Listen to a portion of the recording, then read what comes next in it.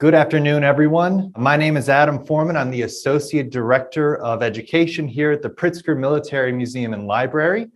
Thank you very much for joining us for our first inaugural webinar that is going to be held monthly, actually. So this month, we're talking about Bill Mauldin and political cartoons and how they shape views and conversations around presidents.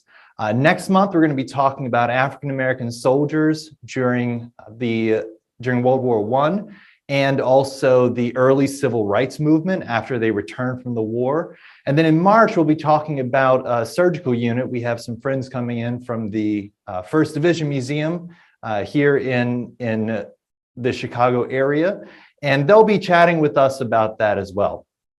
So with that, let's get started. Here at the Pritzker Military Museum and Library, we're going to be talking about Bill Mauldin and the political cartoons that he drew that helped shape the views of American presidents for the public. Now, before we can talk about that, let's talk about who we are.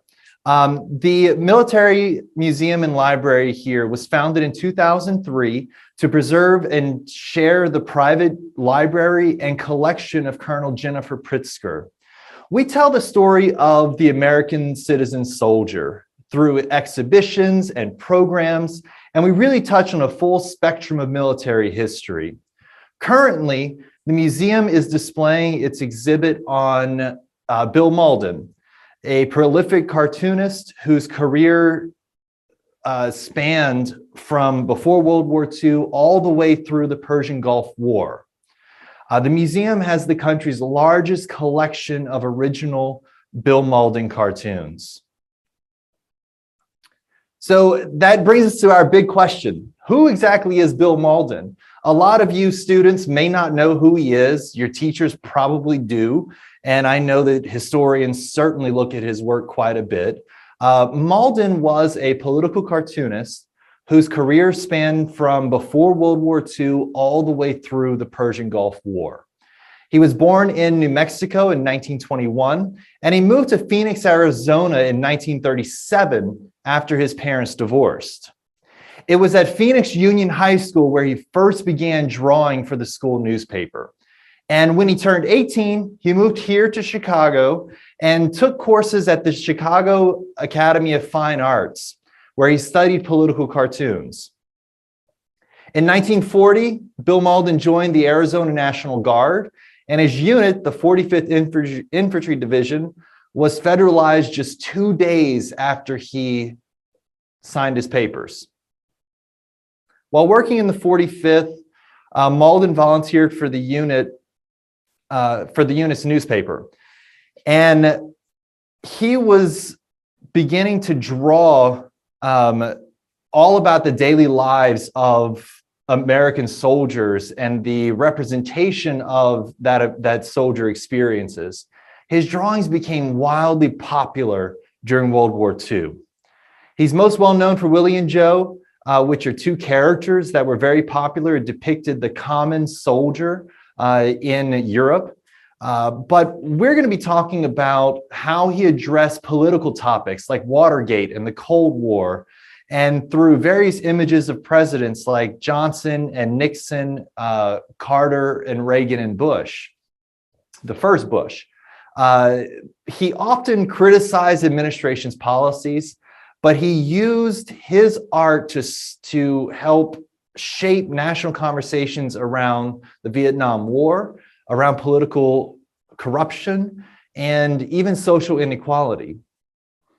So before we start looking at Bill Mauldin's cartoons, you have to understand how to analyze cartoons that you're dealing with. Let's use this cartoon here that depicts President Nixon from 1974. This one was done by Bill Mauldin. And you want to ask these basic questions about any cartoon or any image that you see. First, where is the symbolism? What is the symbolism? What is it trying to tell you? Symbolism is using an object to stand for an idea. Next is captioning and labeling. Now, captioning and labeling is always used to clarify the image and to provide emphasis on a certain topic. Of course, analogy is a comparison between two unlike things that share characteristics. Irony is the difference between the way things are and the way things are expected to be. And then, of course, exaggeration is magnifying a problem or physical features or habits or anything like that. So where do we see symbolism in this cartoon? So we see that the snowball is labeled as law and order, and that the president is caught up by this big snowball rolling downhill. We see squiggly lines that depict motion and straight lines that depict rapid motion. So all of this is symbolism.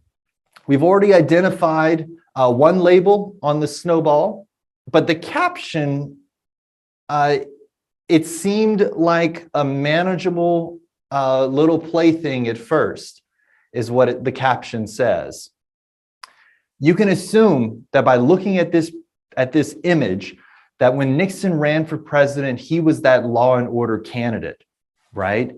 In fact, his 1968 campaign, he said that the rising crime rate was a national problem, and that he would create an offensive against criminals and rebuild the respect for law in the country. The irony is that from 1972 to 1974, President Nixon was caught up in a major political scandal called Watergate, where he directed his administration to cover up its involvement in breaking into the political headquarters of the National Democratic Committee. So exaggeration is that he was not actually caught in a snowball rolling downhill. He was not actually physically in a ball of ice flying downhill. So the exaggeration is that, it's an analogy for the crimes that he committed while in office, and then the cover-up that followed after kind of snowballed out of control or snowballed out of proportion. So now that you know how to look at political cartoons, let's take a step back and look at the history of political cartoons. Cartoons depicting presidents began immediately following the founding of the Republic after the American Revolution. Even before the Republic, political leaders were depicted in cartoons. So the question that I have, and feel free to chime in the Q&A if you'd like, is why do you think cartoons became such a powerful medium? To help answer that, we have to understand that in 17th century America, education was not a requirement. Harvard and other universities were founded, and the first public schools were opened in New England. But by 1800, the literacy rate was at 80% for white men and only 50% for white women. So formal education was certainly becoming more accessible, but you still had an enormous class of people who could not read. So the printing press helped make literature more available, and newspapers and pamphlets became an important aspect of society and political propaganda. But cartoons like these break through those literacy barriers that existed. And images are more effective at sharing a message than a written or a spoken word. People, regardless of their social class, can look at an image and form an understanding about what that cartoon is trying to tell us. So this image is from 1800. It was during the presidential campaign. The gentleman in the image is Thomas Jefferson. And this is the campaign where he ran against John Adams and Charles Pinckney for the presidency.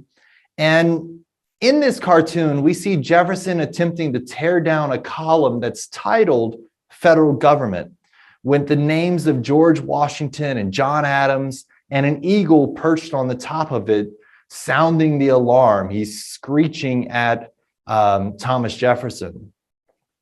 In the image, we see that Jefferson is being helped by a figure that looks like the devil. And the devil is saying, pull away, my son, don't fear. I'll give you all of my assistance. And Jefferson is responding, I fear that it is stronger than I expected, but with the help of my old friend and a little more brandy, I'll bring it down. So this message in this political cartoon is that Thomas Jefferson and his political party believed in a small and weak federal government with power being centralized locally at the states. So this image, we can assume, was created by his opponents in the 1800 election as well. We can move on to a little bit later, and this is the 1860s. President Lincoln was really a near constant target for cartoonists. In the first image is right after Lincoln's election, and it was published in February of 1861. By then, South Carolina, Alabama, Georgia, and Louisiana and Texas had already seceded from the Union. So the Civil War was already starting to get underway. And we see Lincoln portrayed as a cabinet maker, mending North and South, which is depicted as a broken piece of furniture. With the words, "a job for a new cabinet maker" is the caption there as well.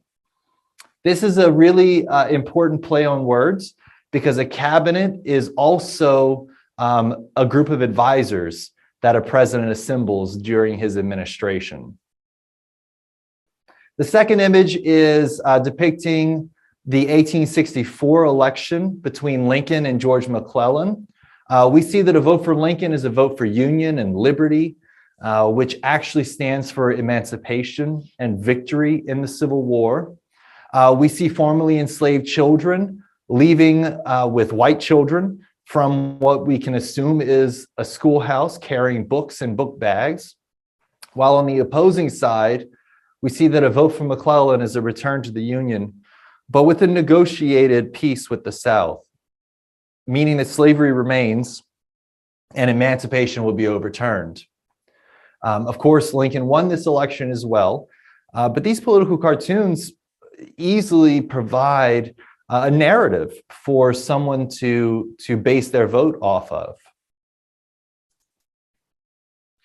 Many political cartoons that we're going to see prescribe animal qualities to ideas and to people. This is a fun one from 1864, showing Lincoln swatting his various challengers with the quote, house clearing in Washington. We see that Lincoln used different incentives to reduce the field of people running against him. They're depicted as rats with traps labeled as political appointments and an office to be let, which means that it's an office to be given.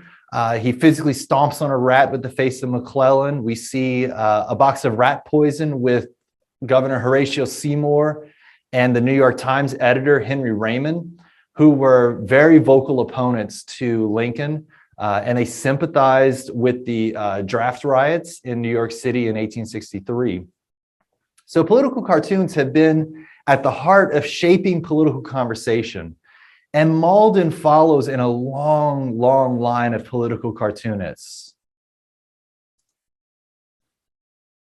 Here we see a couple of images by Bill Mauldin, published depicting President Johnson and his handling of the Vietnam War.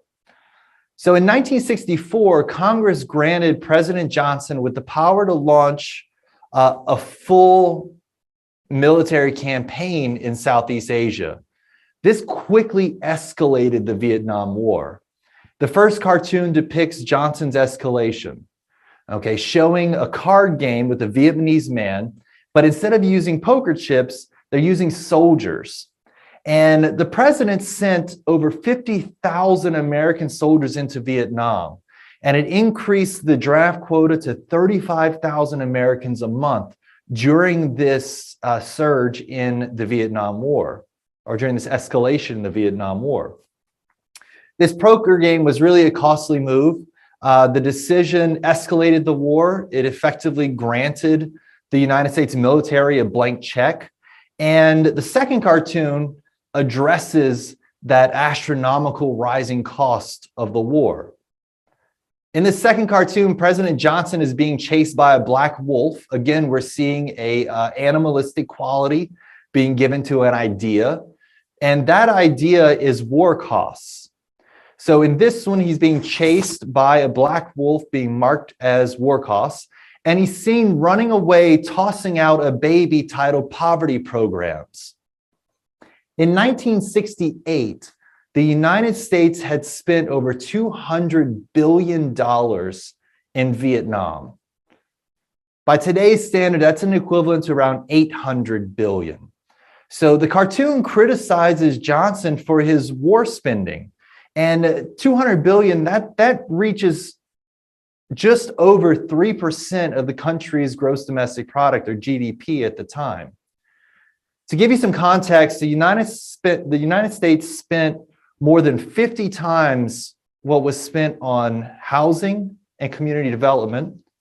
It spent 10 times more than what was spent on every level of public education. And the cartoon talks about those decisions that Johnson made by cutting programs that would support people in poverty and welfare programs and public education in order to escalate the war in Vietnam. Of course, Johnson's approval rating suffered quite significantly whenever he entered office after the assassination of President Kennedy. His approval rating was at nearly 80%. By 1969, he had just above 45% approval rating.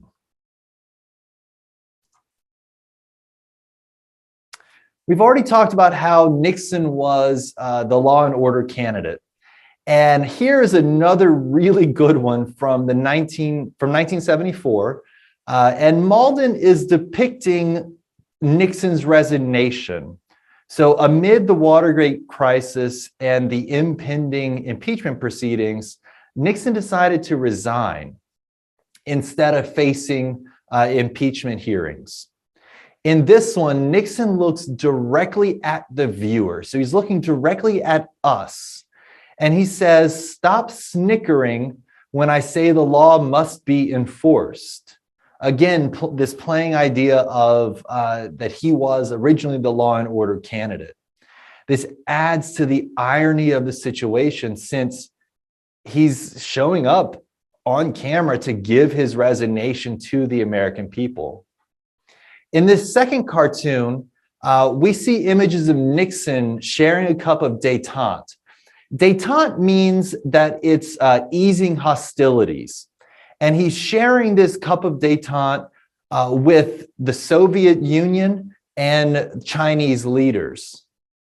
Castro, who was the communist leader of Cuba, is the little communist in the corner who can't quite reach the cup with his straw. Here, Mauldin is really calling out the hypocrisy of the Kennedy-era Cuban embargo that was continued through Johnson and through Nixon, while Nixon repaired relationships with the Soviet Union and the Chinese communist leaders. So if you look closely enough, the Soviet leader, which is on the left-hand side of President Nixon, who's centered there, he's staring at Nixon with one eye open. So he has one eye closed, drinking the straw out of the smoothie or out of the drink there, and then another eye directly pointed at Nixon. Of course, the United States and the Soviet Union were still in a very hotly contested Cold War whenever this new policy was created to ease relationships with China and the Soviet Union at the time. These two depict Jimmy Carter. And Jimmy Carter was president from 1977 until 1981. And during his term, he was very heavily criticized. He just narrowly defeated Gerald Ford for the office, and he was largely unknown outside of his home state of Georgia. These two ideas, or these two cartoons, play on the idea of him being unprepared for the office and being largely unknown. In these, he's seen hiding under the Oval Office desk, referring to a technical manual that's titled Government Operations. President Carter ended the détente policy that we just heard about from President Nixon, and he imposed new sanctions on the Soviet Union, which escalated the Cold War. But we're going to see in the next couple of cartoons that he also oversaw a really severe economic crisis. So while managing the foreign relations with the Soviet Union, which if you notice in these cartoons, he wasn't handling very well, he was also overseeing a pretty significant period of time that economists call stagflation.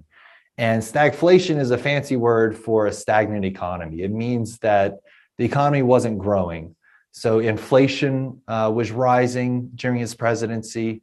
It actually reached double digits, and his approval rating, of course, steadily declined. So President Carter mishandled a hostage crisis. He mishandled the Cold War and Soviet relations. There was a 1979 energy crisis that was mishandled. And his response to the Soviet invasion of Afghanistan was also pretty poorly handled. So in the 1980 presidential election, Carter lost to President Reagan by a landslide. And the poor economy was at the heart of that election.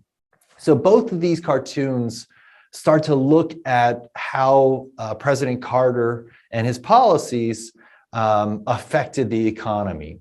So the first one, we see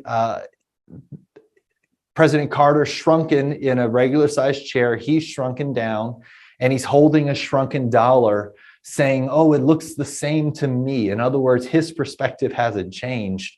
But inflation has caused the dollar to lose its value, and so it's much smaller. You could buy fewer things with it. The second picture is Carter on a dollar bill with the caption, "Now we can go down together." Both of these are commentaries on a declining economy during his term and the failing of, or the falling value of the US dollar globally. These are some really good ones of President Reagan. During his first presidential campaign, he used the slogan, "We can make America great again." And he called for drastic cuts to the federal government budget and a return to what he called American values. Now, Mauldin represented those American values as discarding minorities and women. And he does that by showing President Reagan holding a hand of cards and tossing out two aces, which are titled women and minorities. The caption there, "This will make it more sporting," is an interesting one. Saying that he can still win an election without women and minorities by returning to a society before women had a voice and before minorities had equal rights. In the second cartoon is we see Mauldin in 1986 publishing this cartoon. He's criticizing Reagan's war on drugs while other huge social problems go unaddressed. And Reagan's administration expanded the reach of law enforcement over drug enforcement, and it resulted in massive increases in arrests and incarcerations. His policies of drug enforcement would set the tone for future administrations, especially President Clinton, who enforced mandatory minimums and incarcerations for nonviolent drug offenses. By 1997, so just 10 years after this cartoon was published, incarcerations for nonviolent drug offenses were well over 400,000 in the United States. So, of course, one major social problem that Reagan faced that largely went ignored was the AIDS epidemic. And his administration ignored it. There was silence from the Reagan White House until 1985, when he mentioned the word AIDS for the first time publicly. Congress then allocated $190 million for the AIDS research, and the slow federal response under President Reagan allowed the epidemic to spread unchecked for years. And by 1985, over 50,000 Americans had been infected with HIV. So this is all depicted in this image that Mauldin has, where the Reagan administration is seen on a small boat with a gun firing at this iceberg. But the tip of the iceberg is drug problem, and the rest of it is social problems. And those are all under the water. So unseen, unheard, and undiscussed and unsolved as well. So Mauldin is really packing a lot of commentary into this relatively simple cartoon that he has here. So these are a couple of cartoons from President George H.W. Bush. Bush expanded the trade and relationship ties with communist China despite student demonstrations and the brutal government response that occurred to Tiananmen Square in 1989. So you see this by the Chinese leader sitting on a box that's titled China. It has a padlock on it, but it also has a small sign that says, "Do not pet the students." So this revolution that's happening in China in 1989 is largely led by students. The other figure is the Soviet leader. This is Gorbachev, that is seated on three smaller boxes that are titled Estonia, Latvia, and Lithuania. They are all three, again, have padlocks and look like little cells that the Soviet leader is sitting on. Those three nations are very important because in 1989 and 1990, the Soviet Union had entered a period of stagnation and intense political instability. And these were three nations on the Baltic Sea who had been in the midst of a revolution. These nations argued that they had been under occupation by the Soviet Union since World War II. And that occupation was illegal. And therefore, they are not legally part of the Soviet Union, nor are they under Soviet laws. This is the first time that a Soviet political party, which was the Communist Party in Latvia and in Lithuania and in Estonia, this is the first time that Soviet political parties challenged the authority of the Soviet Union over their nations. By 1991, the various Soviet republics declared independence and actually dissolved the Soviet Union. So the Cold War effectively ended with the dissolution of the Soviet Union. And that was during President H.W. Bush's term. In the second image, we see Mauldin criticizing Bush for his lackluster economy. You have to understand in this image that President Bush was a Navy pilot in World War II. He served in the Pacific. So here we see him in a jet fighter, or depicted in a jet fighter, titled Popularity, and riding off of fuel marked the Gulf War. What's important here is that Bush's popularity was actually declining at the start of the Gulf War. He had dipped to under 50%, and Mauldin is using irony to say that Bush hoped that the Gulf War would raise his popularity despite the poor economy. So you see the crashing plane in the background in this one that's marked U.S. economy. By the end of the Persian Gulf War in February of 1991, his popularity was at 89%. So the Gulf War actually did raise his popularity. However, it tanked during his re-election campaign. By the time that he entered his re-election campaign, His popularity was only at 29%. And Bill Clinton's campaign focused heavily on the economy. Despite it being only a small recession, the Clinton political message was powerful enough to prevent Bush's reelection. So modern political cartoons still target presidents and political systems. They are widely published in newspapers and on websites, and their content is still highly politicized, and they rely on the very same techniques as previous cartoonists and as previous published cartoons that we've looked at. So they continue to rely on context and irony and symbolism and metaphors, all the things that we've been talking about today. These are two recent ones from President Obama and from President Trump. But these were not done by Bill Mauldin. Bill Mauldin passed away in 2003. So these two were done after that. His cartoons, however, Bill Mauldin's cartoons leave a huge legacy of political activism for others to pick up on. However, it's interesting because political cartoons may soon be a thing of the past.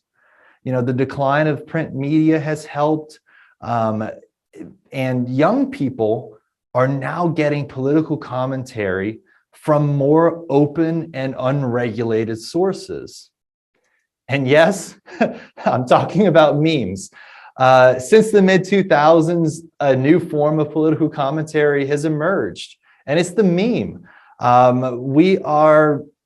Memes are just a new evolution of political cartoons. However, they are truly open source. Anyone can make a meme and distribute it to millions and millions of potential viewers without any commitment from that viewer. So think of it this way. To see a Mauldin cartoon, you would have to purchase a newspaper on the corner and take it home, and then you would have to read through it to find the cartoon, and then you would have to take the time to review it and analyze and understand what that cartoon is telling you. It takes a really significant commitment and investment from the viewer in order for political cartoons to be successful in engaging in the public commentary around politics. Memes, on the other hand, take no commitment or no investment from the viewer. You just open up your social media, and there it is. Everyone, I guarantee you, you've seen a meme in front of you roll across your social media screen, front and center.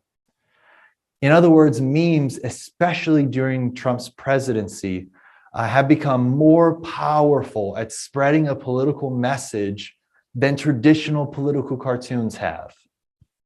Some memes are pithy, some are clever, others provide false or misleading information, but they all still rely on those very same techniques as traditional political cartoonists. You have to understand the context, you have to understand the irony and the metaphors and the symbolisms that are being portrayed. So these are just some fun ones that I found just through a Google search. Of course, the one with President Obama up in the corner says, "Sorry, it took me so long to get a birth certificate. I was too busy killing bin Laden." That's a fun one because he's pointing at cameras, looking cool. The second one down there is a doctor, or we assume is a doctor, holding up a sign that says, "He made me say this." President Trump is standing next to her. So this is a direct conversation about misinformation around a national emergency that President Trump was declaring. The top corner is, of course, the election between President Trump and Joe Biden. And then this meme actually borrowed a feature from a show on television where they pieced together conspiracy theories, and he kind of goes crazy in his apartment. And then at the bottom is a conversation with President Clinton there. So we're totally sure that I'm not allowed to be president again. Again, a conversation about Hillary Clinton's election is being had here. So these are all still very much the same techniques that we've seen in actual real political cartoons. However, memes provide you with a truly unlimited audience. It's not limited by investment, not limited by time. So memes are, I think, really the future of political commentary that's being driven by young people. We have just a few minutes left, so if you have any questions, feel free to open up the Q&A segment in the bar down at the bottom of your screen, and feel free to type in your question. I see that we have one question asking about the political cartoon on this screen here, on the very front title screen that we have that I'm showing now. This is a really fun one. This one was done by Bill Mauldin. He is depicting President Eisenhower, which is the older gentleman holding the golf club running down the way there. The younger one that looks like a child is President Nixon. Well, at that time, Vice President Nixon. But this is 1960, so no, he is President Nixon. So President Nixon was Eisenhower's vice president, and Eisenhower was always seen to be very protective of Nixon. So the subtitle here is Maturity, and it shows Eisenhower running past a crying Nixon who looks like a child with a golf club, presumably to protect Nixon from whatever challenges is being had. So if there are no other questions, I want to thank you for joining us. It has been a pleasure to talk with you all here today on our very first webinar. We're going to be doing these monthly, so check out our website at pritzkermilitary.org for future webinars. And also feel free to sign up for our educator email so that you may get future programs and future information from us. So with that, I want to thank you all again for joining us, and you all have a great day.